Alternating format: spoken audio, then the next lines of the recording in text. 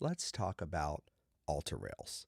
So if you're anything like me, I'm a Protestant. I'd really never even heard of altar rails. It turns out, ever since the medieval ages and on, traditional Roman Catholics desire to have an altar rail installed in the cathedral or the diocese where there's a fence that is between the profane laity and the holier than thou priest offering the sacrifice. And then there's a little padded bench on the bottom of it so that they could kneel down to be able to receive communion on the tongue.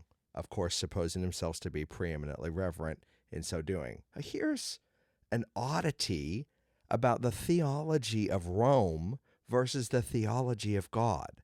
So Rome says we're going to build this barrier emphasizing the holy nature of the Eucharist and the real presence of the Eucharist, right? It's separating the laity from the priest. But God, at crucifixion, tore the veil in the Holy of Holies, the most inner room of the temple, perhaps a foreshadowing that he was getting ready to pour out his Holy Spirit on all flesh. In other words, God was making himself available to all people. So the Catholic Church is saying we need to put barriers between people and God, and aren't we faithful in so doing?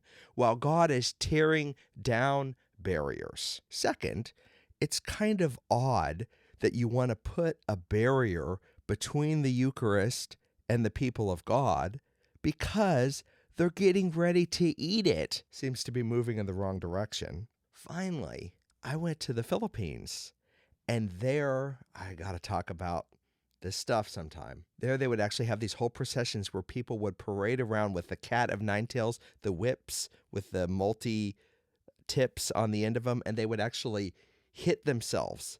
They would make themselves suffer.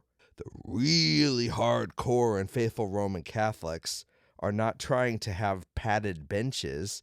Really, if they were truly faithful and honoring to God, I think what they would do is have boxes with shards of glass.